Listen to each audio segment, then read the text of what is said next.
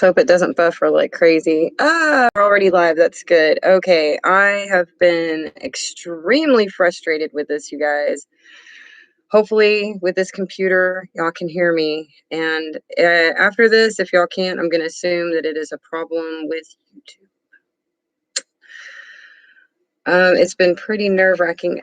Good. There are two people here. Hopefully, this time we've got it. Yes, we've got it.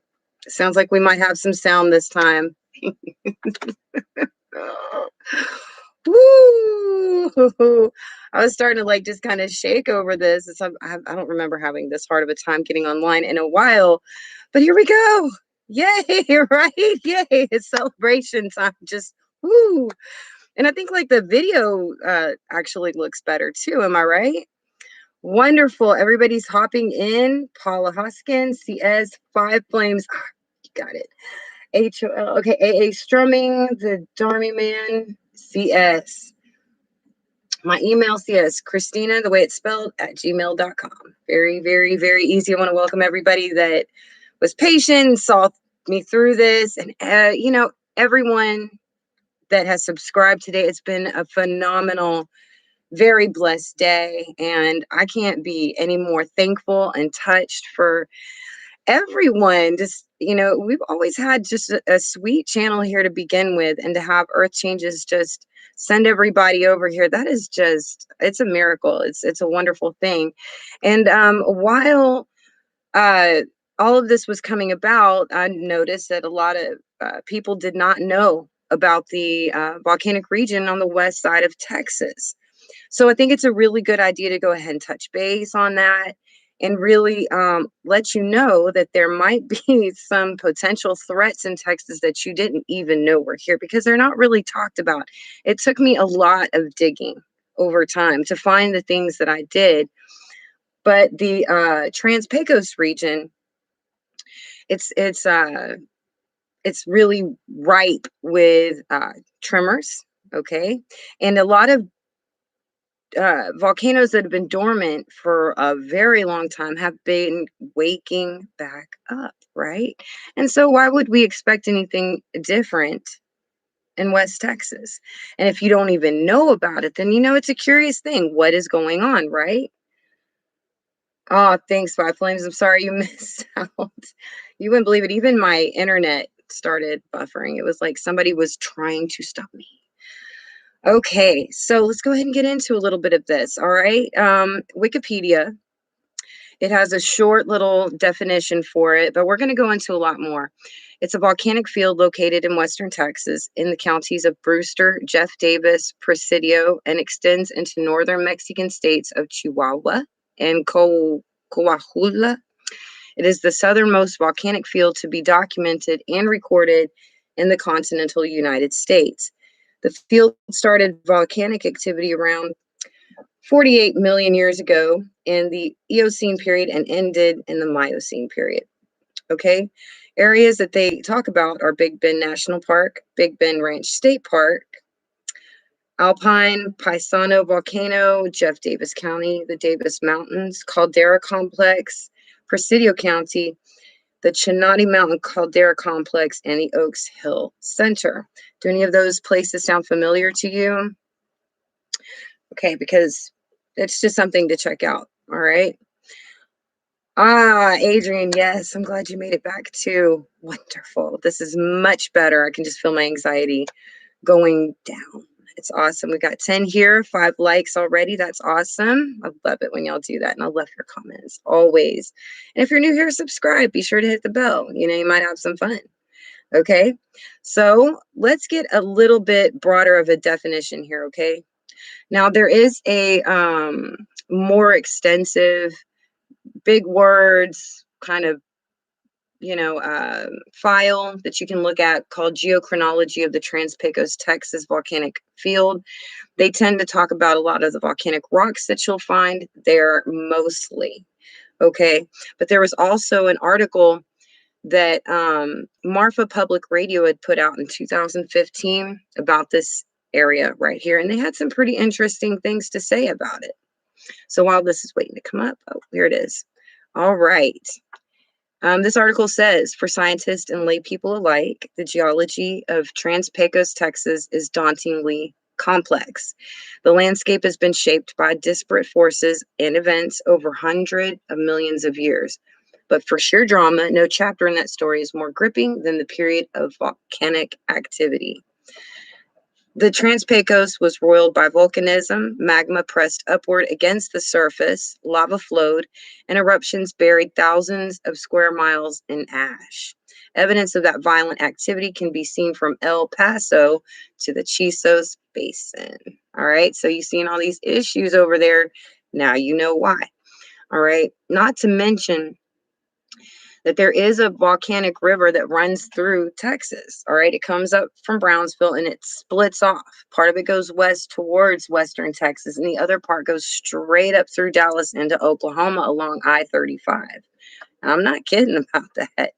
Okay. So the Trans-Pecos volcanic field, or Trans-Pecos magmatic province, that sounds fancy, right? Okay, began millions of years ago off the coast of Mexico. An oceanic plate was grinding itself beneath the continent. In this collision, what do we have? Plates are grinding, subduction zones are having issues, right? Around fault lines, you're going to have volcanoes, whether they're above ground or subsea. And some volcanoes are really under the ground. And I think that some of that might be going on in West Texas. There are places where, you know, you think that there's nothing there because it's flat, but there is. Okay. But right here is talking about an oceanic plate that was grinding beneath the surface. So that affected the Trans-Pecos region, right? It says that water lowers the melting point of rock, and in the Earth's mantle, magma began to accumulate and rise. So what happens when you have magma rising? You begin to have tremors, right? Something had to give. And eventually the liquid rock burst to the surface. Some of the earliest results can be seen along Highway 118 near Study Butte. All right. So they're saying that the volcanism featured explosions and lava flows. There was also intrusive activity in which magma never reached the surface. In the ensuing ages, overlying rock was eroded away to expose the igneous material. All right. Another thing that you might not know about is that there is a plate. It's half in Texas, and then the other half of it is out in the Gulf of Mexico. So it goes right up underneath Houston, the Galveston area. And when you look along the coast of the southern coast of the United States and the Gulf of Mexico area, the Gulf states, you're going to see that there's what you call a trans-Mexican belt that may encompass the entire southern region. So I kind of highlighted that video I'd made a couple of years ago. And when you think about the sinkholes that have been happening from here to Florida, then you start to realize, okay, something's going on here. You get, okay, what you would call earthquakes around the Caribbean Sea.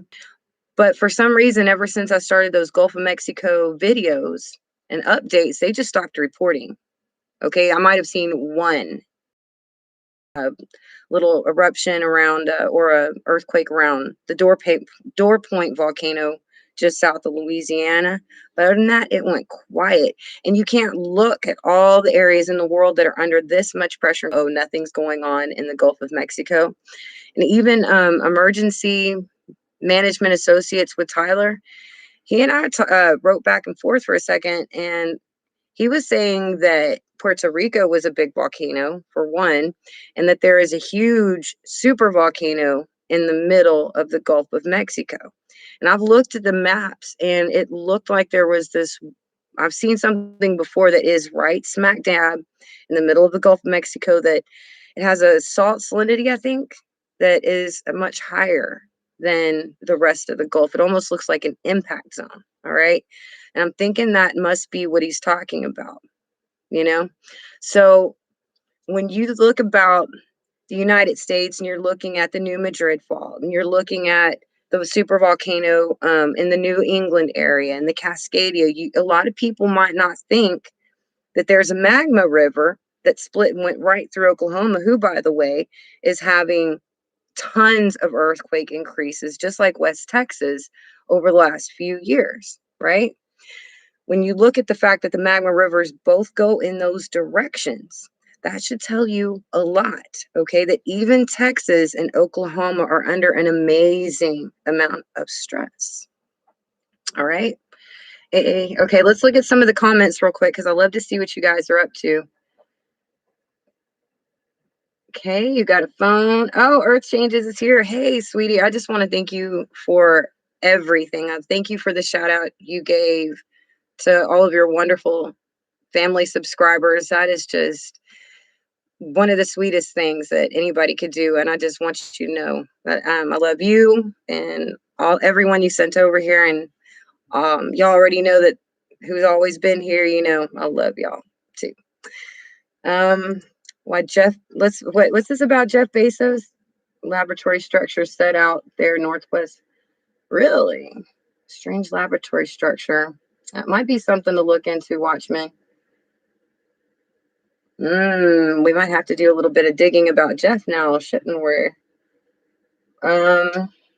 Gates do some flop through. Yeah, I didn't test Tesla guy, Elon Musk. He moved down here too, and he just got off of social media for a minute. See that little video with Bill Gates playing with no, I did not see that. No.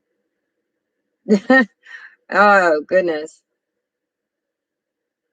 I hate every time you push. Okay. Ooh, okay. So it looks like we are having some pretty good conversation over here. We got 16 watching, 10 thumbs up. That's really good. All right. So besides that, let's go ahead and do a little bit more digging around in the Trans-Pecos volcanic region, because when you look, it's a lot bigger than just West Texas, even though I'm trying to focus on that. But you really do need to be checking out, to the best of your ability. Just remember in the back of your mind that we do have plates underneath Texas going into the Gulf of Mexico. We do have magma rivers. And we do have volcanoes that really are kind of surrounding us when you think about it, because you got your west side, you got the Gulf Coast. Okay. So when you see that everything is waking back up and that there is an expansion of the earth, what they're saying here was that back in the day that there was some kind of water infill at the time. There was some kind of stress that allowed water to get in that lowered the melting point of the rock, which when you melt the rock, it turns into magma, right? So depending on how much pressure there is, you can look across the United States and see that almost every state is lighting up in states that never did before. All right. So there's a good chance that there could be magma issues. We already know there's magma river, but we might be having serious magma issues at this point, and even some water issues involved at the same time. Okay, that can be explosive. All right. So back in the day, back in 2015, they had just recently acquired a new X-ray device that could access the chemical makeup of the rocks. But yeah, they study that area pretty well. Okay. They have lava-like silicic volcanic rocks. And then they have the geology. Let me see if I think I've read this article earlier. Yep. These are some pretty big words here. But basically what it's saying is that the volcanism in the Chinati Mountains began with the eruption of a sequence of rhyolitic to trachytic lavas, the pre-collapse lavas. These lavas progress upward. A lot of big words. Okay, I can't read this. I can't read something I don't understand. I feel like I'm in kindergarten. So, all right. Okay. So, I hope that this helps you in understanding what's going on in your situation. Oh, yes. And even though a lot of people didn't believe that there were volcanoes in the Gulf of Mexico, I think now people have finally figured out and learned that, in fact, there are. And where there are volcanoes, there are fault lines. Where there are fault lines, there can be shifting. And in particular, there are a couple of places in the Gulf of Mexico that are ripe for landslides. And when that happens, it can cause tsunamis. All right, that's right. We used to have water almost to Dallas. Like it was pretty big part of what Texas now is used to be underwater. And there are videos that have come out that show that absolutely anytime Texas can suffer a tsunami and the whole southern coast. All right, so those are some things I just wanted to bring to mind. I know that I was supposed to really do something that I'd noticed about, kind of like some pre-programming and decades old shows. I'm going to put that in my pocket and probably until next time. I just wanted to get on here for a minute and just talk about that information for just a little bit, just to get it in everybody's heads that, Texas isn't as quiet as it seems. All right. This one's going to be a little bit shorter. I probably would have had more to talk about, but the beginning of this really kind of flustered me quite a bit. And again, I just want to say thank you to everybody that is new today. I want to welcome absolutely everyone and encourage you to come back. We talk about a variety of subjects. Usually, it has something to do with things that I see that could be a danger ahead of time to warn you. All right. I love you guys. I will talk to you soon, and I want all of you to have a great night. Okay. Bye.